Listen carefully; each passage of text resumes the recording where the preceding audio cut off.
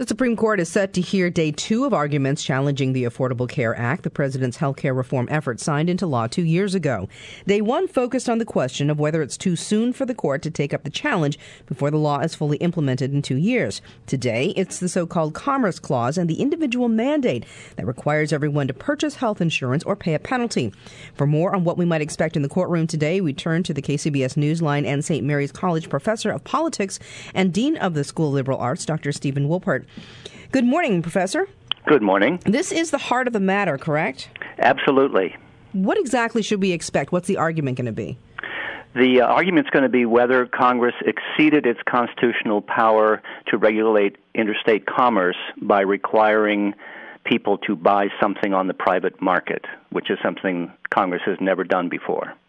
And, of course, the counter-argument from the administration and those supporting the health care law is that people are already paying one way or another for this sort of benefit. In other words, the uninsured Americans who run up billions of dollars of health care costs are fundamentally subsidized by everyone else, either through taxes or through their own insurance costs.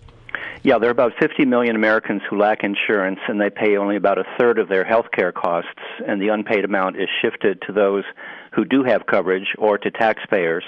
So the average premium for the insured families is about $1,000 a year more than it would be. So given those facts, if you're sitting down to argue this, how does the administration convince the Supreme Court, which may be skeptical about Congress's broadening of its reach, that this is the right way to go? Well, the courts have ruled consistently that if interstate commerce feels the pinch, it doesn't much matter what it is that's applying the squeeze.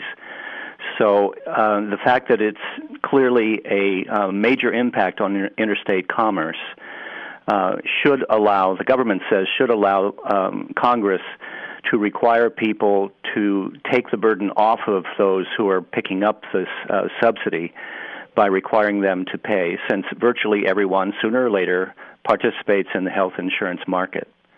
Isn't there also a debate as to whether or not the penalty that you'd have to pay if you didn't purchase health insurance would then be a tax? And I'm surprised that Congress didn't sort this part out first.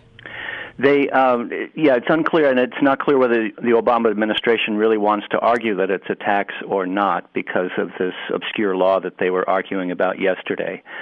It is a penalty, but it's enforced by the IRS.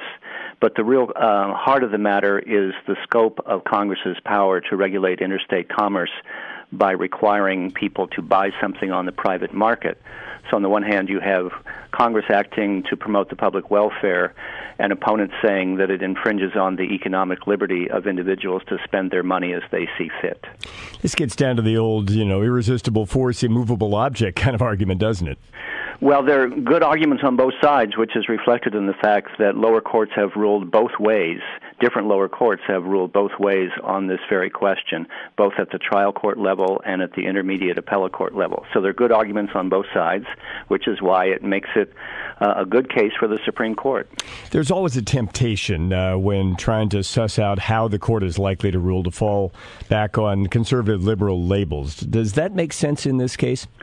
It does to a certain extent, but because it's an unprecedented case, we don't know exactly how to forecast, and the stakes are so high, both in terms of constitutional law and in terms of the political ramifications, whether the law is upheld or struck down, that there is speculation that one or two of the typically conservative members of the court might be persuaded to uphold Congress's power. But these predictions are based only on prior rulings, and there is no prior case exactly like this. Professor, thanks for your time this morning. We've been talking with Dr. Stephen Woolpert. He is professor of politics at St. Mary's College and dean of the School of Liberal Arts at St. Mary's. As day 2 of these 3 days of oral arguments over the nation's new health care law, the health care reform law, are underway or will be underway shortly in Washington this morning. More, of course, coming through the day on KCBS.